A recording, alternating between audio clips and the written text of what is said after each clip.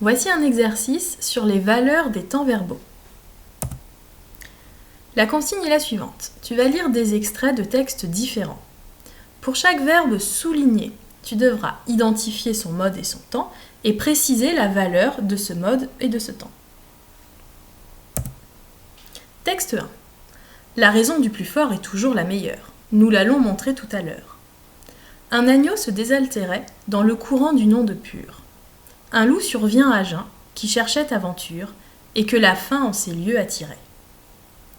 Alors j'ai mis une note de vocabulaire puisqu'elle va être utile pour comprendre la valeur du temps.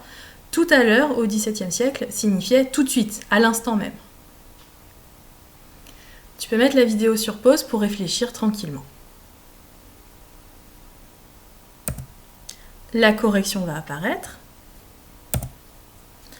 La raison du plus fort est toujours la meilleure, c'est du présent de l'indicatif. Donc l'indicatif est le mode de la certitude. Et là, c'était du présent de vérité générale puisque c'est la morale.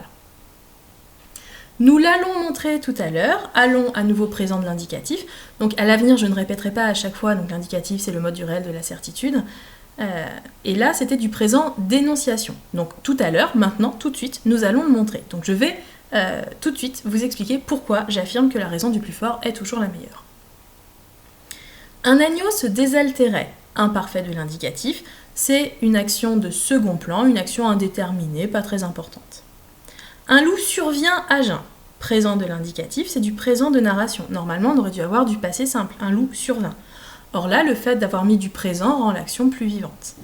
Qui cherchait aventure, cherchait imparfait, second plan, action secondaire. Et pareil pour attirer. Texte 2. Il était une fois un gentilhomme qui épousa en secondes noces une femme, la plus hautaine et la plus fière qu'on eût jamais vue. Elle avait 2 filles de son humeur et qui lui ressemblaient en toutes choses. Le mari avait de son côté une jeune fille, mais d'une douceur et d'une bonté sans exemple. Elle tenait cela de sa mère, qui était la meilleure personne du monde. Les noces ne furent pas plus tôt faites que la belle-mère fit éclater sa mauvaise humeur. Elle ne put souffrir les bonnes qualités de cette jeune enfant qui rendait ses filles encore plus haïssables. Donc pareil, tu mets la vidéo sur pause et tu réfléchis tranquillement à la valeur de ces verbes. La correction va apparaître. Il était une fois imparfait qui a pour valeur second plan. C'est une action indéterminée. C'est le fameux « il était » des contes, on ne sait pas trop à quelle époque. Ensuite, qui épousa, passé simple, aspect accompli, donc ça y est, il a déjà épousé.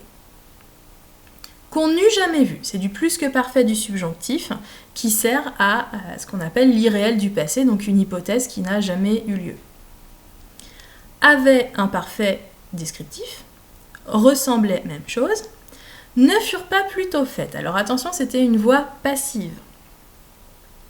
Donc c'était du passé simple et il avait l'aspect accompli. Donc ça y est, les noces sont terminées et c'est à ce moment-là que la belle-mère fit éclater, donc à nouveau passé simple et lui aussi premier plan, action importante.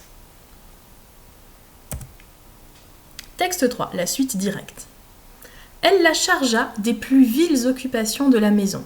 C'était elle qui nettoyait la vaisselle et les montées, qui frottait la chambre de madame et celle de mesdemoiselles ses filles. Elle couchait tout au haut de la maison, dans un grenier, sur une méchante paillasse, pendant que ses sœurs étaient dans des chambres parquetées, où elles avaient des lits des plus à la mode et des miroirs où elles se voyaient depuis les pieds jusqu'à la tête. La pauvre fille souffrait tout avec patience et n'osait s'en plaindre à son père, qui l'aurait grondée, parce que sa femme le gouvernait entièrement. Donc tu mets la vidéo sur pause et tu réfléchis.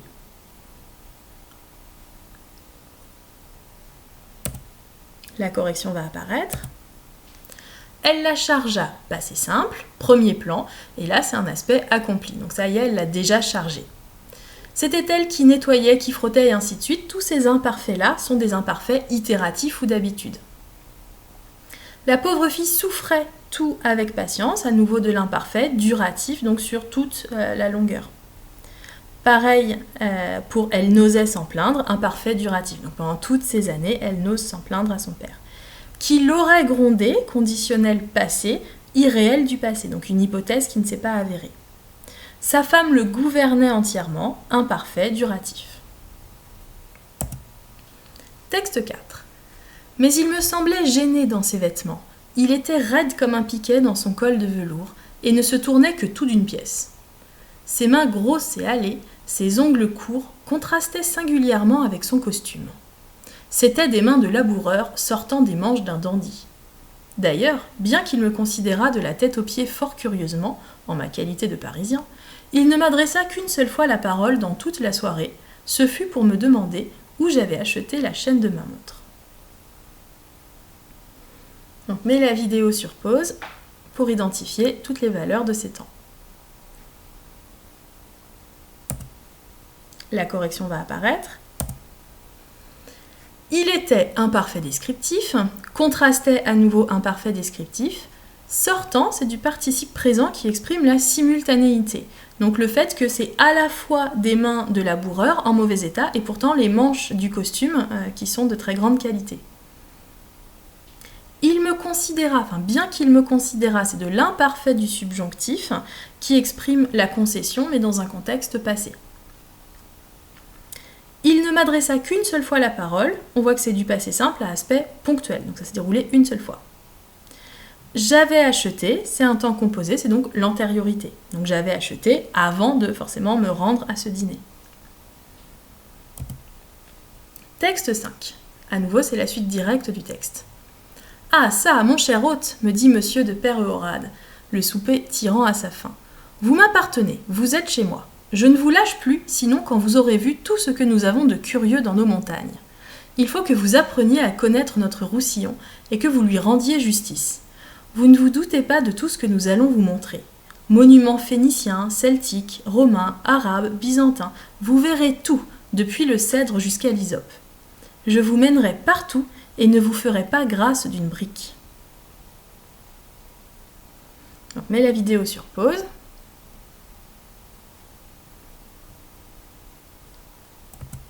La correction va apparaître.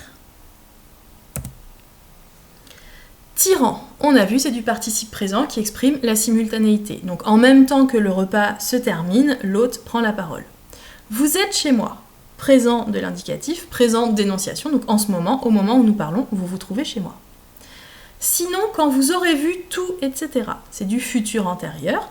Alors, on pouvait accepter deux réponses, l'antériorité dans le futur, donc une fois que vous aurez tout vu, mais aussi la condition, puisque le début de la phrase c'est « je ne vous lâche plus sinon ». Donc je ne vous lâcherai pas tant que vous n'aurez pas tout vu. Il faut que vous appreniez, présent du subjonctif, et on voit que c'était un ordre puisqu'on avait la principale devant « il faut ». Ensuite, ce que nous allons vous montrer, c'est du présent à valeur de futur proche, et vous verrez tout, futur simple, donc valeur temporelle, valeur de futur, et on peut accepter aussi l'expression de l'ordre. Donc vous verrez tout, sous-entendu, je vais vous forcer aussi à tout voir, à tout visiter. Texte 6. Hé, là-bas, as-tu vu ma chèvre ? Comme une pierre, la voix dévala la montagne, tomba dans l'oreille d'Antoun, qui gardait ses troupeaux. Secoué de sa torpeur, il se leva en hâte. Ses vêtements larges l'alourdissaient. Il fit quelques pas, regarda autour de lui, à flanc de coteau et assez loin dans la vallée. Puis il hocha la tête comme pour dire « je ne vois rien ». Il se tourna alors vers la montagne, écarta les jambes et, le corps bien d'aplomb, la tête rejetée en arrière, les mains en cornet devant la bouche pour que les mots grimpent mieux, il cria du plus fort qu'il put, vers l'homme de là-haut, « Non, je ne la vois pas, ta chèvre !» Donc même chose, tu mets la vidéo sur pause pour réfléchir tranquillement. La correction va apparaître. As-tu vu passé composé qui exprime l'antériorité par rapport au présent. La voix dévala, passé simple, premier plan, action rapide et accomplie. Qui gardait ses troupeaux, imparfait de second plan, c'est une action secondaire peu importante. Secoué de sa torpeur, c'est un participe passé qui montre que l'action est achevée, accomplie. Donc ça y est, une fois qu'il s'est réveillé, il se lève et ainsi de suite. Pour que les mots grimpent mieux, c'était du présent du subjonctif. Attention, il y avait la conjonction pour que avant qui pouvait être un indice. Et c'est donc l'expression du but. Non, je ne la vois pas ta chèvre, c'est du présent de l'indicatif, présent d'énonciation. Donc au moment où je parle, non, je ne vois pas ta chèvre. Texte 7. Donc Antoun est rentré chez lui et donc au moment du repas du soir, il va discuter avec sa femme. Il ne dormira pas cette nuit. Qui ça ? La femme revenait, portant sa casserole brûlante enveloppée dans un torchon. Mais le voisin ! Le voisin, le voisin ! Shafika haussa le ton. C'est ridicule, tu ne l'as jamais vu. Tu ne connais même pas son visage. J'ai entendu sa voix, dit Antoun. Shafika soupira. C'était inutile de répondre. Quand les hommes s'attellent à une idée, ils se laissent entraîner, tout bêtement, comme des carrioles. Mais finis donc ta soupe. Donc pareil, tu mets la vidéo sur pause et tu réfléchis aux valeurs des verbes soulignés. La correction va apparaître. Il ne dormira pas, futur simple, à valeur temporelle. Donc on voit qu'il utilise l'indicatif, il est absolument sûr de lui. La femme revenait, imparfait, second plan, c'est une action secondaire, peu importe ce qu'elle était en train de faire au moment où ils discutent.